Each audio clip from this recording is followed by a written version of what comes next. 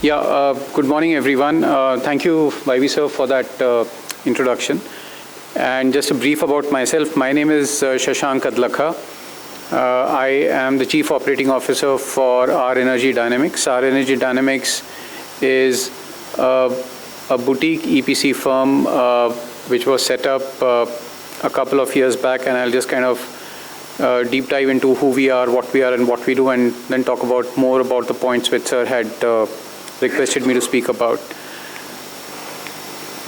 So who we are in terms of, so we are inspired by renewable energy dynamics. We focus on optimizing and enhancing plant load factors through diverse renewable services. So essentially we play in two segments, right? We play in the compressed biogas space, but we also play in the solar energy space where we are doing solar EPC projects and battery storage projects. So those are the two, largely the business verticals we are at present focusing on. Here I'll be just speaking about the compressed biogas side, right? And in terms of the biogas side, we are focusing on project development, technology and EPC services, feedstock aggregation, and then on the product side where we offer specific products to the market like FB tanks and gas balloon holders. We are present pan across India right now.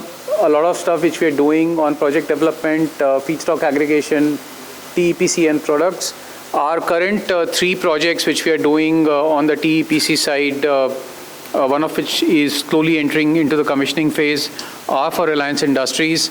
These are at Nagothane, which is based on Napier and paddy.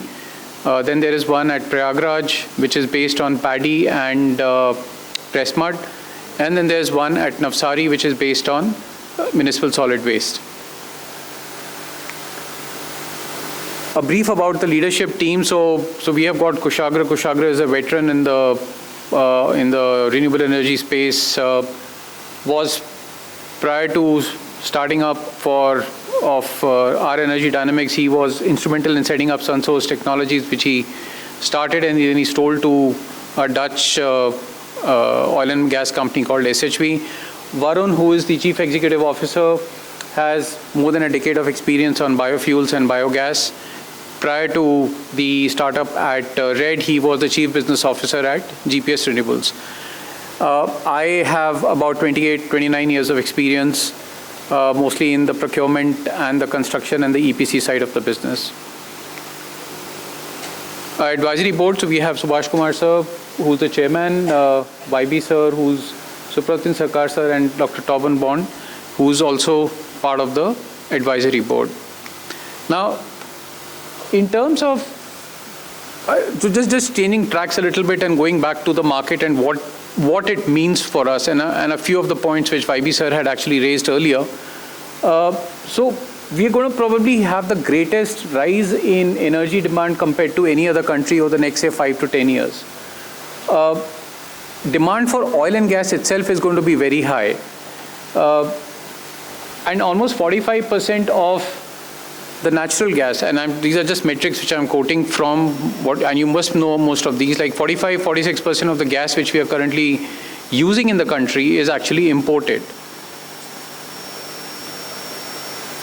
And so how does bioenergy or biogas actually fit into that entire scheme of things? So now I'll keep it very simple. So if we produce 1 ton of biogas in the country, which means, let's say an equivalent amount of natural gas is imported less, which means more saving of the foreign exchange and an easier pressure on the currency, ease of pressure on the currency, right? More importantly, if you're using biogas and you're producing it either through MSW or through agricultural waste, we are actually reducing the pollution problem, environmental pollution as well. So it serves multiple purposes. It also then provides employment to a lot many more people in the farming side and in the industry side as well. So what are the key characteristics for the biofuels market in India? So biofuel industry is characterized by feedstock application, technology, and ethanol, biodiesel, biogas, and others, as sir had spoken about. The biofuels market was estimated at $2.56 billion in 2023 and is expected to go up to $10.3 billion by 2030, almost a CAGR of 22%. We have very, very strong favorable policies today. Blending targets, for example, we have a 5% blending target on CBG to be completed by 2030. We are not even at some 0.5, less than 0.5 or 0.6%. That's where we are in terms of blending of CBG today. Pricing standardization, so there is a favorable mechanism where companies like GAIL, Indraprastha Gas, they actually end up buying the CBG at predetermined prices for a 10-year period, which gives a very strong certainty in terms of the cash flows for a company who is setting up these projects. And in terms of targets, right, so if you look at the target is today, say 15 million metric tons per annum is what the target is. That's almost like 40 to 50 BCM of natural gas, and against a demand of 103 BCM of natural gas by 2030. So almost what we are saying is 40% of the natural gas consumption would actually, there's a target that it actually comes in from the biogas side, right? Which means a huge potential for us. We haven't even begun to scratch the surface, right? So just some quick metrics. See, biogas, CBG, bio-CNG, everybody talks of that in kind of replaceable terms, right? Same terms. But if you see biogas, it's got certain characteristics. And on the right side, you have the bio-CNG or the CBG, right, which have got certain characteristics. So let's say the CBG is actually a more refined version, an upgraded version of the biogas which is actually being produced. And the biogas, the compressed biogas and the bio-CNG are in fact irreplaceable. If you see on certain parameters, the CBG, compressed biogas, is better than the CNG which is there running in the gas pipelines today. So some brief about government policy. So what is really driving this industry today? 15 million metric tons of compressed biogas, which I said. There is a target of 5,000 plants by 2025. Now it's actually 5,000 plants by 2030. Satat scheme, most of us know about. Market development assistance is there on fermented organic manure, and I think just very recently, I think a month and a half back, the ministry came out with a notification saying that the FOM is in fact to be treated like a carbon enhancer, and they've created a separate category of it so that the sale of that becomes easier today, and the market adoption becomes faster. Blending obligations, as I said, so we have a target from by 28-29 to be 5%, and gradually 1, 2, 3, 4% over the next few years. Different bioenergy schemes are there, either on aggregation, so there are various incentives, on plant and technology, various incentives.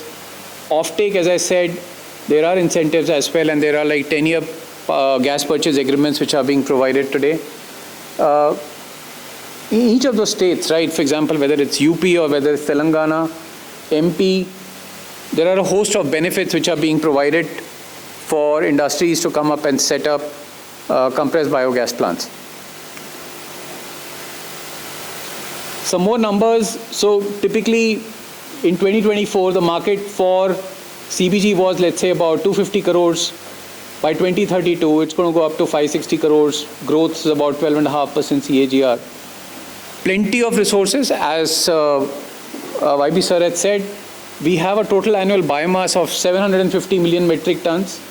230 million metric tons is just surplus, which can be actually used, and it gets disposed of in various ways. I'm sure all of us who stay in Delhi are familiar with the issues between October to January, when most of the farm fires start and farms are set on fire to clear the crop residue. Huge amount of investment, almost 2.25 lakh crores of investment which will be needed. We have only announced about 1.8 lakh crores of investment by 2030, so there is still a gap which needs to be filled up. A huge amount of debt. But what it does, because the roadmap is so clear, it gives a greater certainty for the investment and therefore on the returns which one might expect from this sector. So net, a substantial market growth potential is there, biomass availability is there, and there is the institutional funding which is there today, which is also improving as we kind of go along, as the banks and the FIs start getting more comfortable with the sector.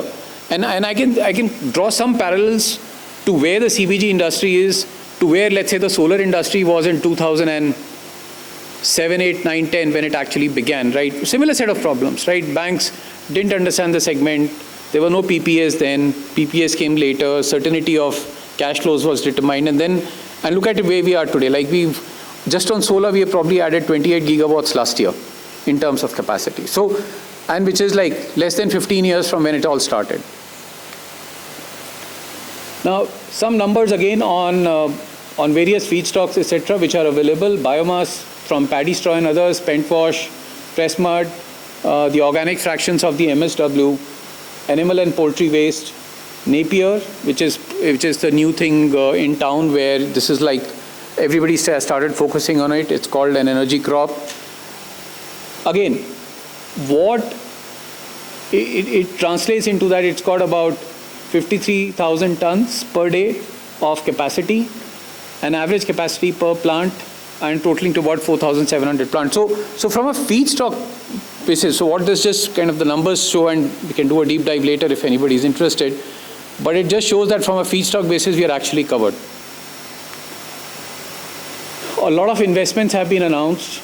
BPCL, Reliance, 65,000 crores, right? They've inbounds. They've actually the single largest private organization running close to about 55 to 60 projects in the country, almost having a 20% market share of all the projects which are presently running. A lot of names are there. Oil India, Adani is kind of getting started right now. Thermax, Ever Enviro, Numaligarh Refinery, Green Growth Fund, GPS Renewables, Biofuels Junction, GAIL, HPCL, IGX, Praj, SAF, BIOENERGY India, British Petroleum, Trueworld BioEnergy. So there are a lot of names here who are actually either starting to play in the market or or already there or already present. As I said, that Reliance holds about 20%, then there's a host of other companies who are there. Again, some numbers on Satat projects, which that, again, most of these projects are in UP right now. But I think, so while all of this is good, right, let me just skip this. All of this is good, right, where you have a huge market, access to capital is slowly getting better. But then what? Is it all hunky-dory? Is it everything is all good? Are there no gaps in the industry? And I'm sure that would be a question which is kind of crossing everybody's mind, that the runway is vast. Can anybody and everybody enter this segment? So the answer to that is yes. But there are a few gaps, right, or a few barriers or bottlenecks, I would call it, which I think everybody needs to be aware of, right? I think first one is that feedstock, right? We said that a lot of it is available, right? But then it has to be collected. It has to be collected and brought back to the plant for conversion into gas, right? And it's like a supply chain which runs every hour, every day, every month, 12 months in a year, for 10 years at a stretch, or even more, right? A day the feedstock doesn't come, which means the plant doesn't run for that day. Okay, so come rain, come sunshine, come cold, come hail, whatever it is, the plant has to run. So it's easier said than done. Okay, paddy is available, right, in terms of larger capacities, but paddy can be picked up in only 2 seasons, right, in certain states, or in certain states only in 1 season. And that timeline also is about 30 to 35 days when it has to be picked up. Else the farmer, in order to kind of rotate the crop, will simply burn it and sow his new crop there. So we just have 30 to 35 days in order to pick up. So you need mechanization, you need aggregation machinery which can go there quickly, bale it, and we'll talk about it in a few minutes as to what we are doing. and get the bales out. You can't leave the bales there. There is, as I said, a limited seasonal collection window, variable field sizes, insufficient access to collection equipment, shortage of high-power tractors for baler operations. Baler operations typically require a 50 to 75 horsepower tractor connected to a PTO to run the baler. Not all people have access to those kind of tractors.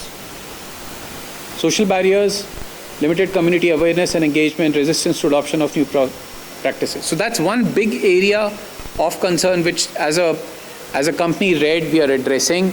Last year we collected close to about 75,000 tons of agricultural waste. Some of it was for our own plant, some of it we collected for third-party plants as well. Can you conclude in a minute also? Sorry? Conclude in a minute or so. Yeah, sure. Technical process constraints, pre-treatment is one, market offtake and challenges, so there is still some work to be done there. And obviously financial barriers which we spoke about. So some of it, how are we addressing it? We offer integrated solutions, end-to-end EPC come O&M offerings, right? We focus on pre-treatment, new technologies, something which makes the work done faster, which has less labor involved. So we are working on extrusion and steam explosion, pulping for pre-treatment. FB tanks is what we offer to the market as well and use it for our own plants. Feedstock aggregation and supply chain management, and specifically designed gas holders we spoke about. That's also we manufacture on our own. So some of this we spoke about, so I'll skip this. Again, for our own projects, we divide it into 4 parts: pre-treatment, anaerobic digestion, gas management, digestate management. In each one of them, we focus on separately. A couple of our projects which are under construction, some photographs from the sites. Feedstock, so this is something which we focus on. 50 to 75,000 tons of biomass is what we aggregated. In the previous year, we did about 13,000 tons. We have invested into our own balers because we realized that mechanized equipment wasn't there in the market. So these balers are what we own. We kind of, with these balers, we have been able to collect a fair amount of feedstock for Reliance and for others as well. Products, as I said, FB tanks is what we offer. Biodigester tanks, compared to civil tanks, these are better. They kind of are more efficient. We can construct them faster. And the biogas holders. So again, this is a biogas holder put on top of a tank, right? And that's our manufacturing site where we actually are manufacturing these biogas holders, right? Right. Thank you.